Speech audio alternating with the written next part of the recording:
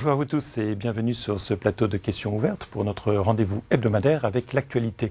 À l'ordre du jour de cette semaine, une question: les catéchumènes sont-ils l'avenir des églises? Près de 3000 adultes vont être baptisés dans les églises catholiques en France samedi soir lors de la vigile pascale. Ce nombre croissant chaque année témoigne de la place importante prise par les catéchumènes dans la vie des églises catholiques. Comment ce phénomène est-il vécu dans la vie des paroisses? Marque-t-il le déclin d'une religion de la transmission familiale ou communautaire au profit d'une religion de la conversion, plus personnelle, plus individuelle? Comment les autres confessions chrétiennes, avec leurs propres particularités, vivent-elles ces propres baptêmes d'adultes? Alors, nous allons tenter de répondre à ces questions avec, comme d'habitude, des éditorialistes des médias chrétiens. Et aujourd'hui, j'ai le plaisir d'accueillir sur ce plateau Jean-François Baudin. Bonjour. Bonjour. Vous êtes directeur de l'information et des programmes de RCF. Jean-Luc Mouton, bonjour. Bonjour. Vous êtes directeur de la rédaction de l'hebdomadaire protestant Réforme. Avant de vous passer la parole, je vous propose un premier cadrage, un premier éclairage sur ce débat. Vous y entendrez la responsable du service du catéchuménat du diocèse de Paris et vous entendrez également une jeune femme qui va être baptisée samedi soir à Paris. Je vous propose donc de regarder ce reportage qui a été réalisé par Frédéric Jakovlev. Florence a 31 ans, jeune mère de famille, elle a 2 enfants. Samedi soir, elle va recevoir, comme 100 autres adultes du diocèse, le sacrement du baptême. Pour elle, c'est donc une nouvelle vie qui commence. Une nouvelle vie qui est en fait l'aboutissement d'un long cheminement. Près de 2 ans d'initiation, de catéchèse, de lecture de la Bible. Une broutille. Pour Florence, le plus dur n'est pas là. Le plus difficile pour la future baptisée fut d'aller frapper à la porte de la paroisse, entrer dans l'église, rencontrer un prêtre. L'appréhension, la peur d'être jugée, la plupart des catéchumènes ont ressenti cette émotion. Au début, j'ai eu un petit peu de mal à m'intégrer parce que c'est une communauté où tout le monde connaît tout le monde et puis au fur et à mesure du temps j'ai appris à connaître les gens et ils m'ont accueilli vraiment mais j'ai eu un petit peu de mal du fait que je suis un peu réservée, donc je n'osais pas trop aller vers les gens, mais eux venaient vers moi. L'accueil, c'est ce qui touche la plupart des catéchumènes. En entrant dans l'église, Florence a vite le sentiment d'appartenir à une famille, avec ses rites, ses codes. Solange, son accompagnatrice, devient sa confidente. Avec elle, elle fait l'expérience de la prière, de l'écoute. Elle découvre peu à peu la vie chrétienne. Issue d'une famille de catholiques non pratiquants, Florence a longtemps tourné autour de la question du baptême. En fait, comme nombre de catéchumènes, c'est avec ses enfants qu'elle entame cette démarche. Au départ, je voulais inscrire mes filles au catéchisme pour qu'elles aient une éducation religieuse que je n'ai pas eue. Et puis j'ai rencontré des gens qui m'ont accueillie avec mes filles. Et ensuite j'ai rencontré une dame qui donne les cours de caté à mes filles, qui m'a dit: pourquoi toi tu ne te ferais pas baptiser aussi? Là ça a été le déclic, donc je me suis dit oui effectivement, pourquoi pas moi non plus. Samedi soir, pour la veillée pascale, Florence sera baptisée avec ses 2 filles. L'événement promet d'être une fête, mais loin d'être un aboutissement, il marque le début de sa vie chrétienne. Comme Florence cette année, en France, près de 3000 adultes seront baptisés. Un chiffre en légère augmentation. À Paris, par exemple, ils étaient 272 l'année dernière. Ils seront 312 cette année.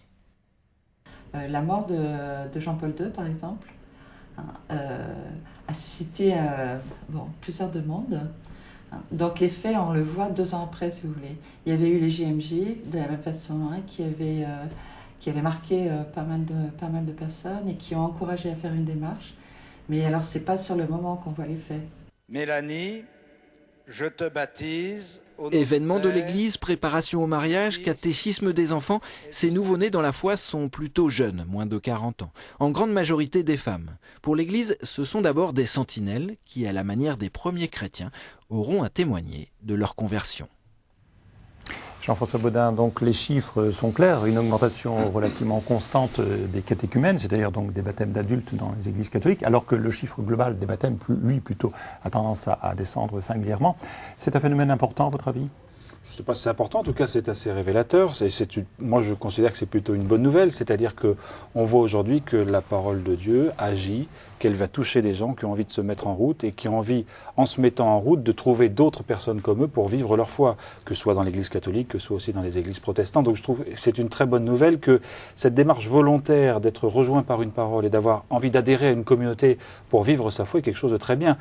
La question du baptême des enfants est une autre question qui peut être débattue. Je pense qu'on va effectivement vers des années où les chrétiens sociologiques seront de moins en moins nombreux et où la démarche de foi sera beaucoup plus volontaire de la part des personnes. Donc il y a sans doute un changement, je ne vais pas parler de rupture parce que c'est un terme qu'on emploie beaucoup et qui porte à débat, mais il y a sans doute des évolutions effectivement dans cette question du baptême. Moi je trouve que cette vivacité, cette résurgence des catéchumènes est quelque chose d'extrêmement positif pour les églises en général. Et Jean-Luc Mouton, les baptêmes d'adultes chez les protestants, vous connaissez, puisqu'il y a beaucoup de confessions protestantes, depuis les baptistes jusqu'à aujourd'hui, toutes les mouvances évangéliques et pentecôtistes pratiquent essentiellement le baptême d'adultes. Absolument. J'aimerais d'abord dire que je trouve que cette démarche, cette jeune personne est magnifique, enfin, c'est très touchant et c'est très beau. Moi je trouve que c'est le cœur de la foi. Enfin, si la foi mérite d'être vécue, c'est à cause de choses comme ça, c'est des démarches personnelles.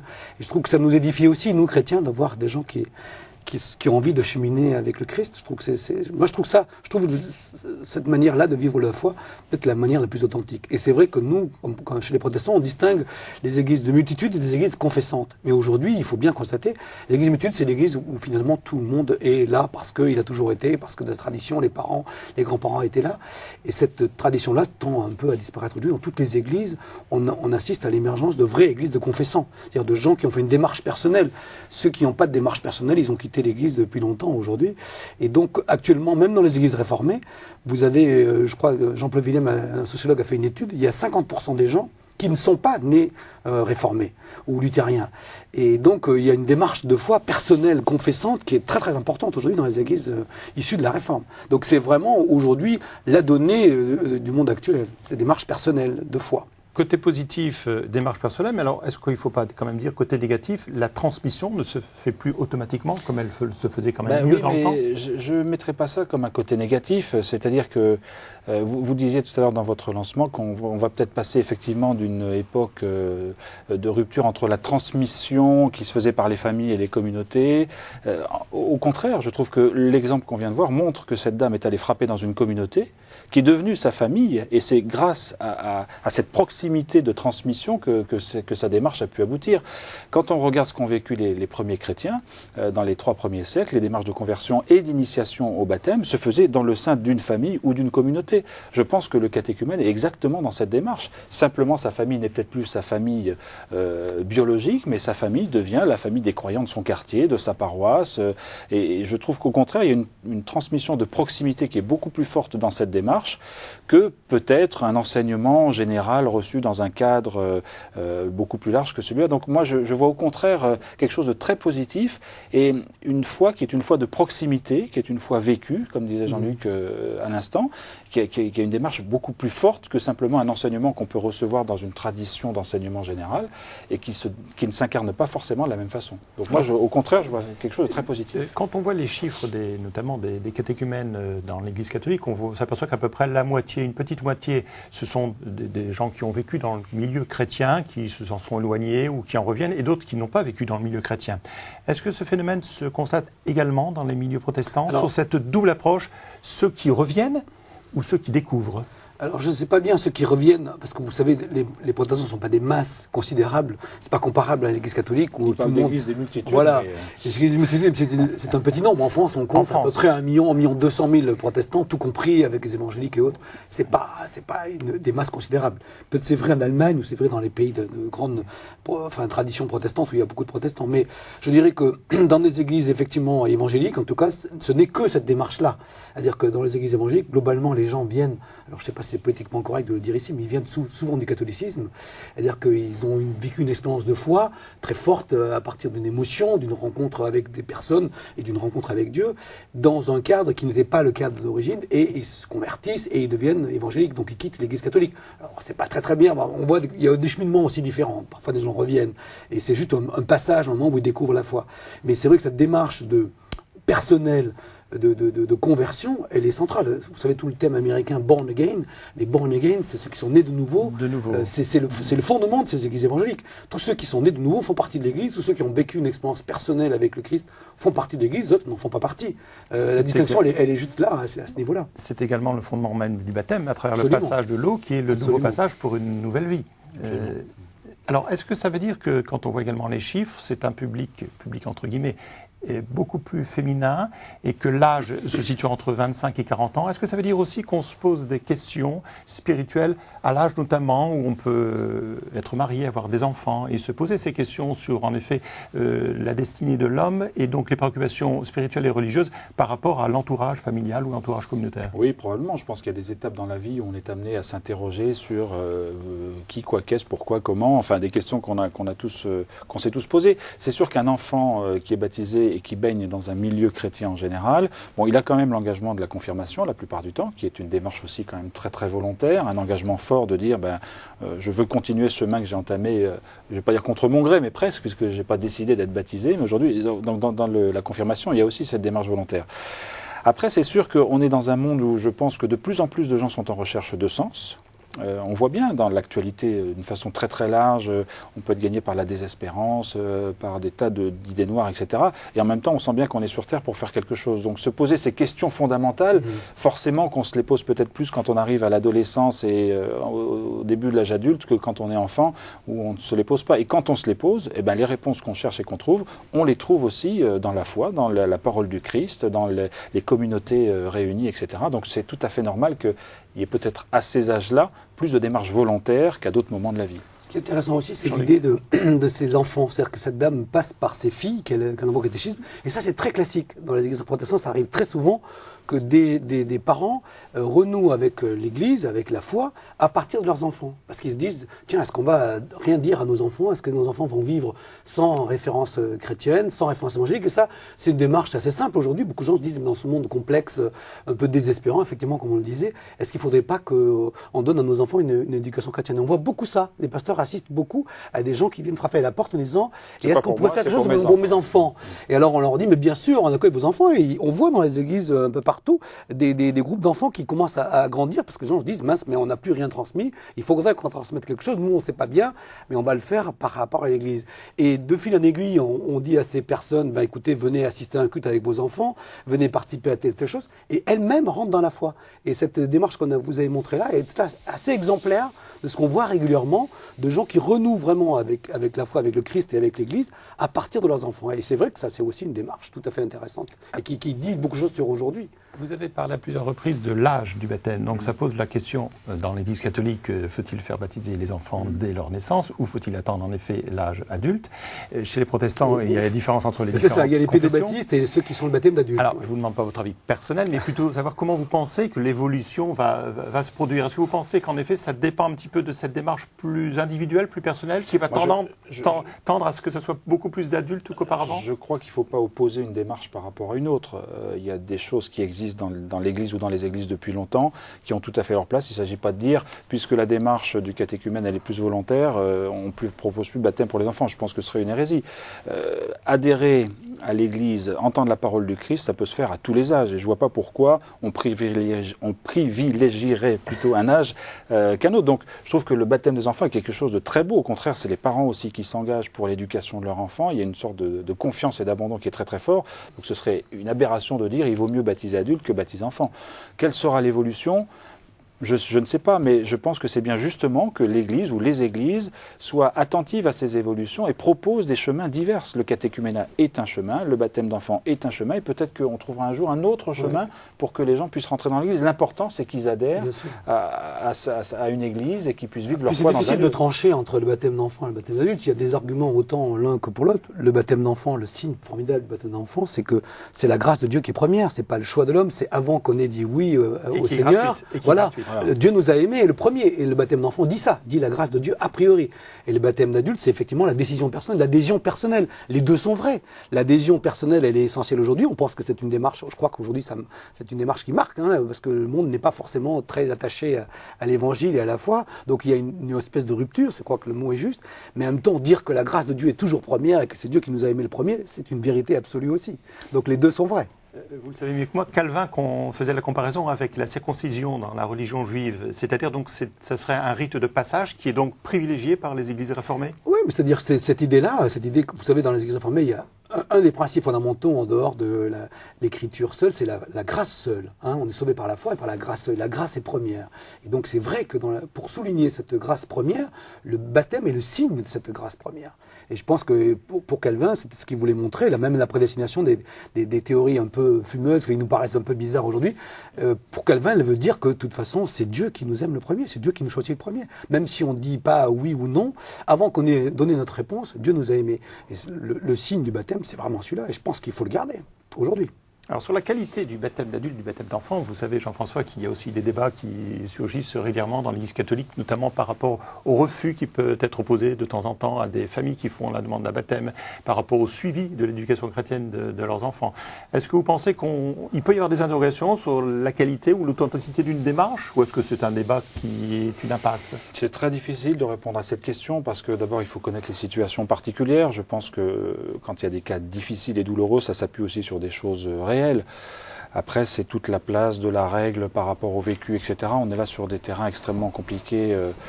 Je pense qu'il y a quand même une tradition d'accueil, d'une façon générale, qui est très bonne. Et on l'a vu, cette dame, elle a dit, j'ai eu du mal à aller franchir la porte de l'église. C'est les gens qui sont venus vers moi. On lui a pas dit, finalement, montrez-nous votre pédigré, où est-ce que vous en êtes. On va vous dire si vous êtes apte ou pas. Non, il y a d'abord une tradition d'accueil. Il peut y avoir des cas difficiles, litigieux.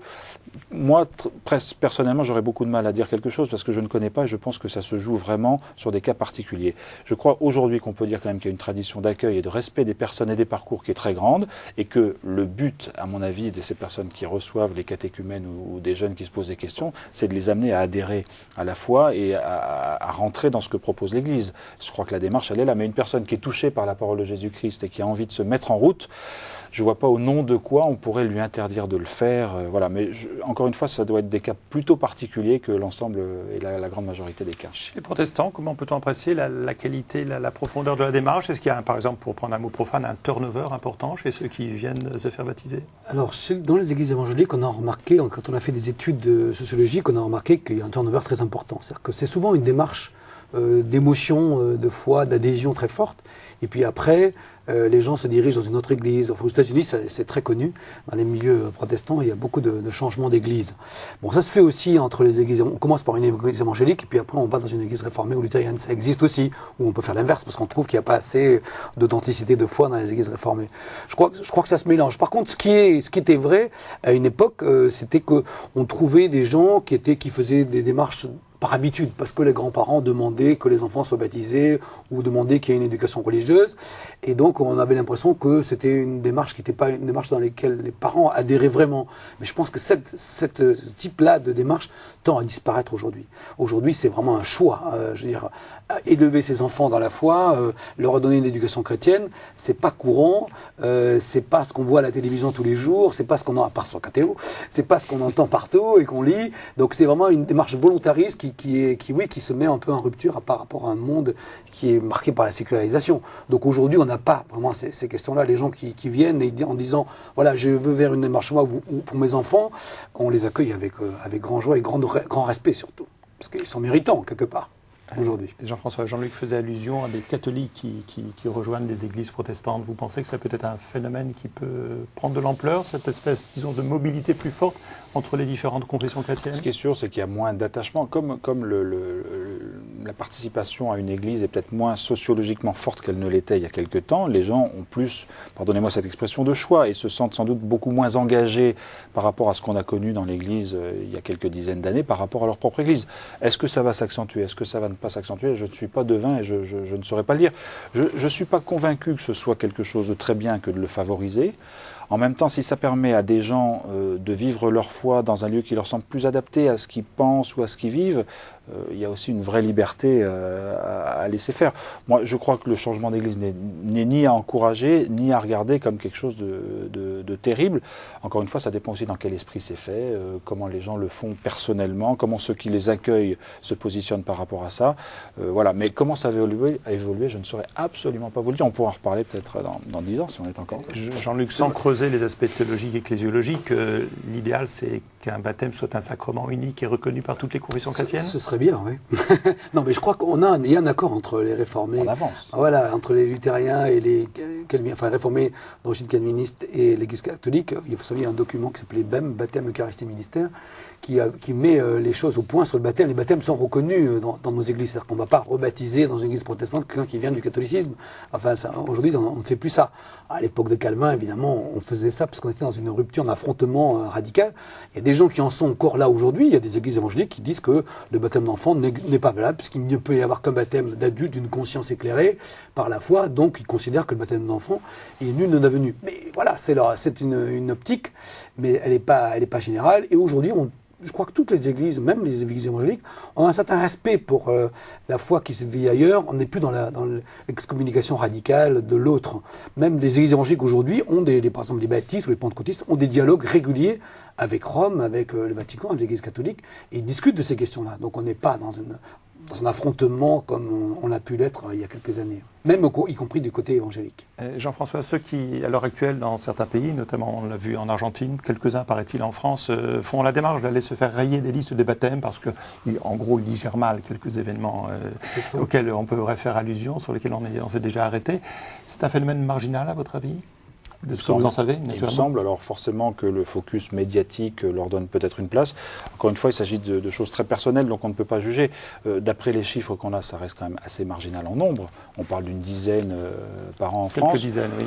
Bon, pour moi, c'est un phénomène qui reste effectivement marginal. Quand on parle 330 000 baptêmes en France. En France par an, et 10 ou 15 ou 20 ou 30 qui demandent à être débaptisés. Voilà. Encore une fois, si ces gens font cette démarche, c'est qu'il y a sans doute une souffrance et qu'il faut entendre et essayer de comprendre. Mais ça reste, à mon avis, effectivement marginal par rapport à ces catéchumènes qui s'engagent, comme on le voit, et ils seront 3000 encore la nuit de Pâques à être baptisés cette année. Il est temps de passer à notre prochaine rubrique, c'est-à-dire à la une.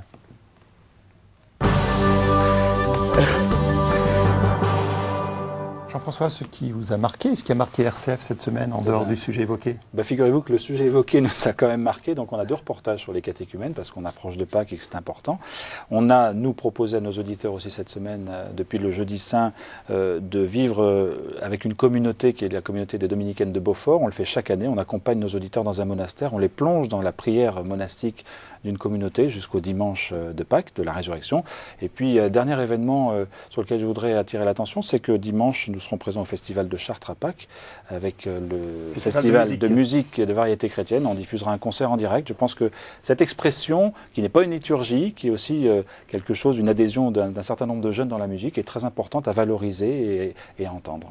Alors, c'est la Pâque, bien sûr, des catholiques, la Pâque des protestants. Je pourrais même ajouter que c'est la Pâque juive qui tombe cette année à la même date. Alors, à Réforme, bien sûr, on va parler de Pâques. Nous avons titré sur Pâques et nous avons essayé de voir avec des théologiens, avec aussi des journalistes et des gens proches, ou une sœur de Reuilly, qu'est-ce qu'on entend quand on dit que nous croyons à la résurrection? Nous croyons à la résurrection de la chair, en plus. Les choses sont très précises dans nos confessions de foi.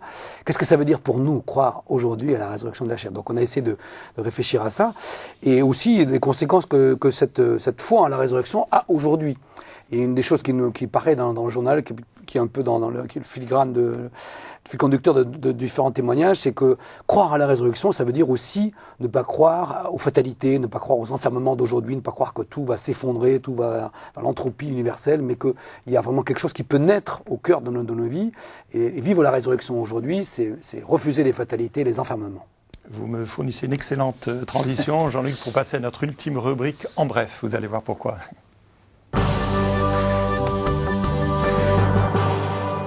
En effet, je m'arrêterai cette semaine sur le sondage réalisé par les instituts TNS Sofres Logica, qui est paru chez nos confrères du Pèlerin, avec des chiffres qui laissent néanmoins songeurs. Ce sont des chiffres, vous allez me dire, mais je vous demanderai votre avis.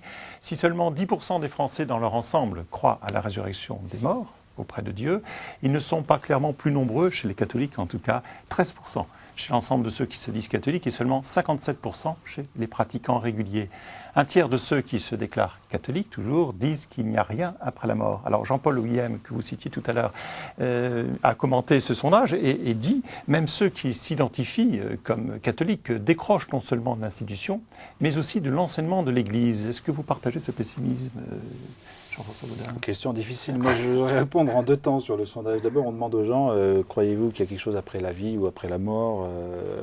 Croyez-vous en la résurrection? Une semaine avant, on leur a demandé, croyez-vous que Lyon va être champion de France de football ou croyez-vous que Ségolène Royal va faire une remontée dans les sondages? Donc, il faut se prononcer par oui ou par non sur des questions comme ça. Donc, je trouve pour moi que les résultats sont très difficiles à analyser. Donc, bon courage à ceux qui s'y attaquent. Deuxième chose, cette question de la résurrection est quand même une question extrêmement difficile. Je pense que pour l'aborder, il faut que la personne ait fait un vrai travail de réflexion, un travail de foi aussi, parce que ce n'est pas une question simplement biologique, c'est une vraie démarche de foi, de réflexion sur l'existence, comme on le disait tout à l'heure. Donc voilà, moi je serais très très prudent par rapport à l'exploitation, entre guillemets, qu'on peut faire de ce sondage, et les résultats, puisque c'est un sondage, ne m'étonne pas. D'un tout petit mot, Jean-Luc? Non, on sait qu'aujourd'hui, la déchristianisation, elle est au fond dans les intelligences. C'est-à-dire qu'on ne sait rien.